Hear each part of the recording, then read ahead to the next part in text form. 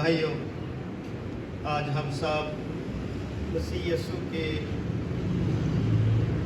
اس حصے میں شریک ہوئے ہیں جو دنیا کے لیے ایک عہد بنا، یعنی مسیح یسوع آخری فصح کے لیے اپنے شاگردوں سے مخاطب ہوتے ہیں، اور وہ مخاطب ہونے کے لیے ایک شخص کے بارے میں بتاتے ہیں جو سر پہ گھڑا اٹھایا ہوا اپنے گھر کی طرف رواں ہے، اور دو شاگردوں کو بھیجتے ہیں اس شخص کے سامنے کے گاؤں میں جانا، اس طرح کا شخص ملے گا اور اسے کہنا کہ آج مجھے اپنے شاگردوں کے ساتھ رہا کیا کرنی ہے، فصح۔ یروشلم میں فصح کے وقت کھچا کھچ یروشلم بھرا ہوا ہے، اور فصح کے لیے برا جو ہے وہ ذبح کیا جاتا ہے۔ لفظ فصح جو ہے ایک عبرانی فعل سے مستحق ہے جس کے معنی ہے گزرنا، بچانا، اور اس کی ابتدا اور اس کی رسم جو ہے مصر سے ہوئی، اور یہودی جو فصح کو آزادی کے طور پر بھی مناتے ہیں۔ جب ہم خروج 12 باب کا مطالعہ کرتے ہیں تو خدا نے بنی اسرائیل قوم سے کہا کہ ایک ایک برا لو اور اسے ذبح کرو اور اس کا خون اس کی چوکھٹ پر لگا لینا، جب فرشتہ آئے گا تو اس گھر کو، اس خاندان کو چھوڑ دے گا جس پر برے کا خون لگا ہوگا، اور جس پر خون نہیں ہوگا اس کا پلوٹے کو مار دیا جائے گا۔ یہ بات خدا کے بندہ مرد مجاہد موسیٰ نے اپنی قوم سے کہی، اور اس قوم نے ایسا ہی کیا۔ پھر وہ قوم مصر کی غلامی سے نکلی اور خدا کے حضور انہوں نے شکر کیا، آزادی کا شکر ادا کیا۔ وہ غلامی سے نکلے، مگر اس زندگی کے فصح ان کی آزادی بن گئی۔ مگر آج جو فصح ہے جس کے لیے خداوند یسوع مسیح ایک گھر کا چناؤ کر رہے ہیں، اپنے شاگردوں کے ساتھ فصح کھانے کو ہے، وہاں پر برا ذبح نہیں کیا جائے گا، بلکہ خداوند یسوع مسیح اپنے آپ کو برے کے طور پر پیش کر رہے ہیں۔ دنیا کے برے اتنے ذبح ہوئے، انسان کی مخلصی نہیں ہوئی، انسان بچایا نہیں گیا، انسان پر رحم نہیں ہوا، خطائیں گناہیں جو ہے ہاتھ رکھ کے دور کیے جاتے تھے، پھر گناہ آ جاتا تھا۔ مگر آج دنیا کا برا، زندگی کا برا، اطمینان کا برا، نجات و شفاعت کا برا ذبح ہونے کو ہے۔ یہودی دستور کے مطابق برے کی ہڈی توڑی نہیں جاتی، برے کو ہر چیز کے سمیت اسے بھونا جاتا تھا، اس کی انتڑیاں بھی کھائی جاتی تھیں۔ مگر اس برے کے اوپر ہر وہ گواہی، ہر وہ پیشن گوئی پوری ہو رہی ہے، کیونکہ یہ برا جب صلیب پر لٹکا ہوا تھا، اس کی ٹانگیں نہیں توڑی، اس کی ٹانگیں نہیں توڑی گئیں، کیونکہ یہ زندگی کا برا ہے، یہ میری ضیافت ہے۔ اس برے کے ساتھ میں نے شریک ہو کر اپنی زندگی کے گناہوں کو دھونا ہے، اپنی بھوک اور پیاس کو دور کرنا ہے۔ فصح کو عید فطیر بھی کہتے ہیں۔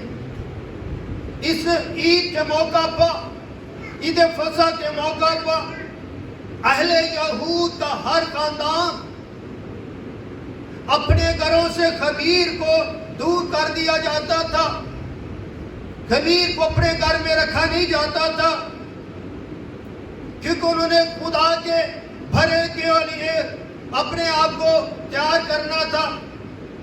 اسی طرح یسوع المسیح نے جس طرح ہم نے تلاوت پڑھی، عید فطیر کے پہلے دن جس روز فصح کو ذبح کیا کرتے تھے، اس کے شاگردوں نے اس سے کہا تو کہاں چاہتا ہے کہ ہم جا کر تیرے لیے فصح کی کھانے کی تیاری کریں؟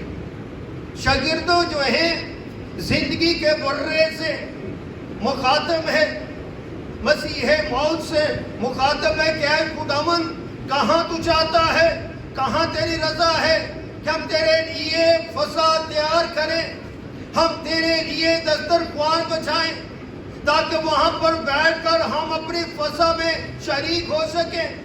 اس لیے کہ ہر طرف فصح کی جے جےکار ہے، ہر طرف خوشی منائی جا رہی ہے، ہر طرح مینڈے ذبح کیے جا رہے ہیں، اور ہر طرف جو ہے گھروں سے خمیر جو ہے دور کر دیا گیا ہے، اور یروشلم جو ہے وہ کھچا کھچ بھرا ہوا ہے۔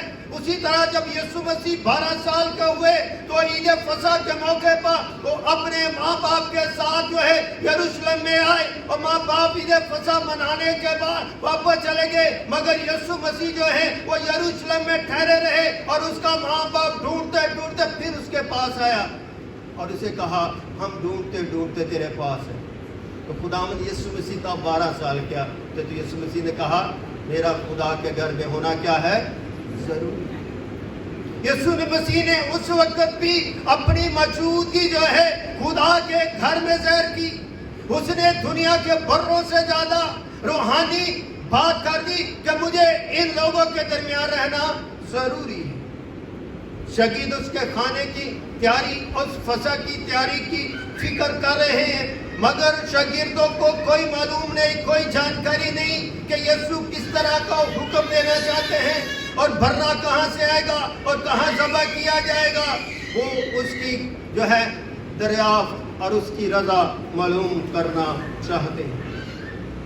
اس نے اپنے شاگردوں میں سے 2 کو بھیج کر ان سے کہا شہر میں جاؤ، گاؤں میں نہیں، کہاں جاؤ؟ شہر میں جاؤ۔ اس کا مطلب کہ یسوع مسیح کسی گاؤں میں ٹھہرے ہوئے ہیں، اور خداوند یسوع مسیح سے جب دریافت کیا گیا، معلوم کیا گیا، تو اس نے اپنے شاگردوں سے ذرا پلیز اس کو پکڑ، اس نے اپنے شاگردوں سے مخاطب ہوا اور انہیں کہا کہ سامنے شہر میں جاؤ، ایک شخص ملے گا، ایک انسان ملے گا، ایک ایماندار ملے گا، پانی کا گھڑا لیے وہ پانی بھر کے جا رہا ہوگا۔ حالانکہ یہودی دستور کے مطابق پانی بھرنے کے لیے مرد کبھی بھی نہیں جاتے تھے، ہمیشہ عورتیں پانی بھرنے کے لیے جاتے تھے۔ جس طرح ہماری بھی ایک دستور تھا، پرانے وقتوں میں کچھ سال پیچھے چلے جائیں تو گاؤں میں عورتیں جو ہے گھڑا لے کر پانی بھرنے کے لیے کنویں پر جاتی یا نہر پر جاتی، مرد نہیں جاتے تھے۔ سیم کائنڈ آف سچویشن جو ہے وہ وہاں پر ہے کہ عورتیں پانی بھرنے کے لیے جاتی ہیں، مگر یہاں پر ایک بات بڑی عجیب ہے، دلچسپ ہے کہ شاگرد کہتے ہیں ہم کہاں فصح تیار کریں، خداوند یسوع مسیح فوری مخاطب ہو کر کہتے ہیں شہر میں جاؤ، تمہیں ایک شخص ملے گا جو اپنے سر پر گھڑا لیے ہوئے گا۔ گھڑا جو پانی ایک بوجھ کو کے بارے میں بتاتا، جب سر پر کوئی چیز رکھا جاتا تو انسان بوجھ محسوس کرتا۔ آمین۔ گھڑا لیے ہوئے تمہیں ملے گا، اس کے پیچھے ہو جائے۔ یہ نشاندہی ہے جو مسیح موت کے لبوں سے نکلی، اور شاگردوں کو اس بات کی تابعداری کرنی ہے۔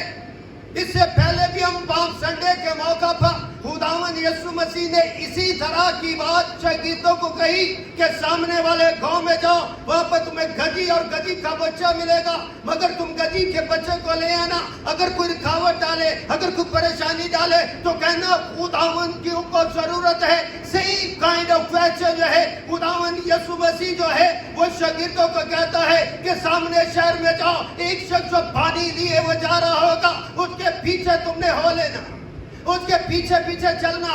جس گھر میں وہ داخل ہو اس گھر میں تم داخل ہو جانا۔ جس طرح آج میں اور آپ اپنے अपने घरों से निकले हैं और खुदावंद यीशु मसीह की सलीब को तकते हुए और उसकी निगाह में अपनी निगाह डालते हुए और उसकी राह पर चलते हुए खुदा के खेमे में मौजूद है। इसी तरह शकील शहर में पहुंचे हैं और उस शख्स को जब वो देखते हैं तो उसका पीछा करते हैं। सफर 1 घंटे का हो या 1 मील का हो या 5 मिनट का हो या 1 मिनट का हो, मगर खुदा की बात उन्होंने अपने दिल में रखी और अपनी आंखों से तकते हुए और शख्स के तो पीछे पीछे हो लिए। आज का वक्त है, आज की जो बरकत है, आज का जो फसा है वो भरे का नहीं बल्कि इलाही भरे का है, जिसकी ज़ियाफत में मैं और आप बल्कि पूरे आलमे को मसीह के हुजूर झुके हुए हैं। आज किसी इंसान के पीछे नहीं हम चल रहे बल्कि मसीह के पीछे चलकर मसीह के दस्तरख्वान पर हम पहुंचे हैं और यीशु ने मेरे और आपके लिए कलाम और परस्तश और दुआ की ज़ियाफत तैयार की है, क्योंकि ये बर्रा जिंदगी का बर्रा है। उसके पीछे हो लेना, जहां वो दाखिल हो उसके घर के मालिक। इससे मतलब निकलता है कि ये शख्स मालिक नहीं। जो घड़ा उठाए हुए पानी से लबालब भरा हुआ जो घड़ा उठाकर जिस घर में दाखिल हुआ है, ये मालिक नहीं है बल्कि यीशु मसीह उस मालिक के बारे में कहता है। जहां वो दाखिल हो उस घर के मालिक से कहना कि उस्ताद कहता है। ये जो मालिक जिस घर में वो दाखिल हो उसके मालिक से पूछ लेना कि उस्ताद कहता है, मालिक कहता है, मसीह मौत कहता है, यीशु मसीह कहता है, इमानुएल कहता है, जो जिंदगी का बर्रा बनने को है। ये बात उसने कह दी कि अगर उस मालिक से मुखातब होकर कहना कि उस्ताद कहता है, तो आज मुझसे और आपसे भी उस्ताद मुखातब है। उस्ताद कहता है कि मेरा मेहमान खाना कहाँ है। बहुत बड़ी बात जो है खुदा ने शागिर्दों को बता दी। शागिर्द हैरान और दंग भी रह गए होंगे कि ये कैसी बात है जिसके पीछे जा रहे हैं, जब वो अजनबी है, हम इसे जानते नहीं है। मगर वो नहीं हो सकता शागिर्द ना जानते हो, मगर यीशु को ये शख्स जानता होगा। इसलिए यीशु ने कहा था कि उस मालिक से कहना कि मेरा जो है दस्तरख्वान, वो जहाँ पर मैंने जो है फसा मनानी है वो कहाँ है। मेरा मेहमान खाना कहाँ है जहाँ मैं अपने शागिर्दों के साथ फसा खाऊंगा। मालिक से पूछ लेना, उसकी रजा को मालूम कर लेना। आज मेरा खुदा, मेरा मसीह, आपका मसीह मेरी जिंदगी से, मेरे खानदान से मुझसे ये पूछता है कि मेरा मेहमान खाना कहाँ है जहाँ मैंने आपके साथ ज़ियाफत करनी है, शागिर्दों के साथ नहीं। यीशु मुझे पुकार रहा है, वो कह रहा है कि मैंने आपके साथ फसा खाना। ये जिंदगी की फसा है, ये जिंदगी का पानी है। मसीह की आरज़ू है वो सलीब पर मसलूब होने से पेश, सलीब पर कुर्बान होने से पहले वो अपनी आखिरी फसा वो शागिर्दों के साथ खाना चाहता है। वो सलीब की मौत हौलनाक मौत है, उसे बर्दाश्त करने से पहले वो शागिर्दों के साथ एक ऐसी बात करने को है जो दुनिया के अहद बन जाए, वो जिंदगी के अहद बन जाए, जिंदगी का इत्मीनान बन जाए, जिंदगी की गवाही बन जाए। वो अपनों से जुदा होकर भी अपनों के दरमियान रहना चाहता है। ये मुबारक वक्त है, कीमती वक्त है, पुरफज़ल वक्त है, और वो जिंदगी का प्याला बनना चाहता है। दुनिया का कोई नबी जिंदगी का प्याला बनकर दुनिया में नहीं आया, ना उसने किसी को प्याला दिया है और ना वो जिंदगी की रोटी बनकर दुनिया की भूख को उसने दूर किया। मगर ये वह दुनिया का नबी भी है, खान भी है, जो बादशाह भी है, जो जिंदगी का प्याला और जिंदगी की रोटी बनकर मेरे और आपके दरमियान आ चुका है। मगर इस ज़ियाफत से पहले मुझे यीशु की सलीब को तकना है, मुझे यीशु मसीह की जिंदगी पर गौरव फिक्र करना है, और इस रफ़ाकत को प्याले को पीने से पहले मुझे अपने गुनाहों का इकरार करना है। जब तक हम अपने गुनाहों का इकरार नहीं करेंगे तो मसीह का प्याला, मसीह का खून हमारी जिंदगियों में रंग नहीं लाएगा। फिर आप किस कौन सी रोटी और कौन से प्याले की ज़ियाफ़त की बात करूं? वो आप तुमको एक बड़ा बाला खाना का रास्ता तैयार दिखाएगा। यीशु जानता है, यीशु ने जहां भेजा है, खुदा जानता है, क्योंकि खुदा इल्म खुल रखता है। खुदा जानता है कि इस शख्स ने मेरे और शागिर्दों के लिए जगह तैयार की है, दस्तरखान तैयार किया है। मुझे इस खानदान के साथ मिलकर और अपने शागिर्दों के साथ मिलकर यहाँ पर आखिरी फसा में शरीक होना है। तैयार मिले, तुम्हें हर चीज जो है तरतीब के साथ मिलेगी। इससे हमने भी सीखना, हमें भी अपनी जिंदगियों में अपने खुदा के लिए हर वक्त जो है तैयारी करके रखनी है। हो सकता कब मुझे और आपको खुदावंद यीशु मसीह ये पैगाम भेज दे कि मैंने कहा आपके घर में आना है, मेहमान खाना तैयार करके रखो, मैंने ज़ियाफ़त तुम्हारे साथ करनी है, मेरे शागिर्द मेरे हवारी जो है मेरे साथ होंगे। हमने अपने अपने दिल के वाला खाना को तैयार करना है और उस मेहमान नवाजी के लिए अपने आप को पेश करना है, ताकि मेरा मसीह जब आए तो मैं उसकी फसा में शरीक हो सकूं और मेरी जिंदगी की वो बरकत चाहे मैं उसके रफ़ाकत और शराकत में कर।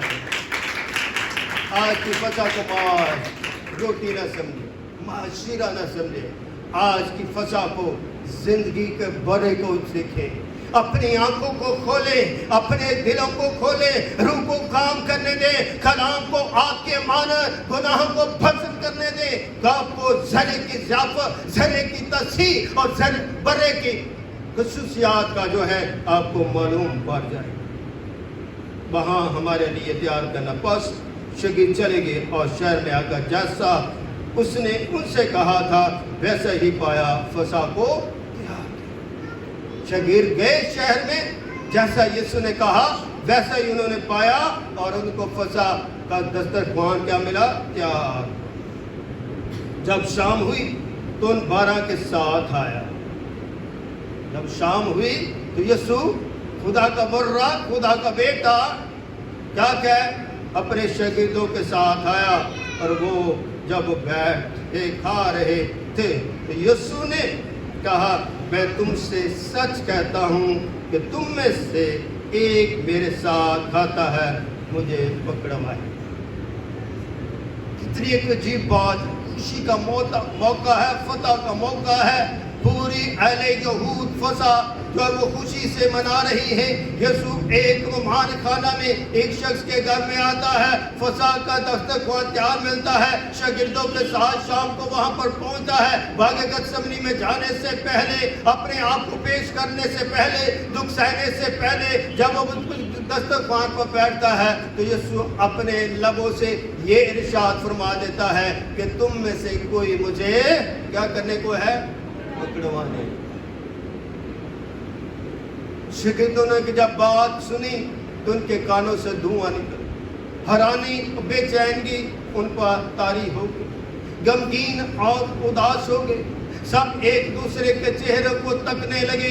अगर यही बात आज मेरा मसीह और आपका मसीह मुझे और आपको ये कहे कि तुम तो मेरी ज़ियाफ़त में शरीक हो, तुम तो मेरे दस्तरखान पर आ गए हैं, मगर तुम में से कोई तो ऐसा होगा जो मुझे पकड़वाएगा, मेरे पकड़वाने में शरीक होगा, तो हमारी भी आंखों पर, हमारे भी चेहरों पर परेशानी तारी हो जाएगी।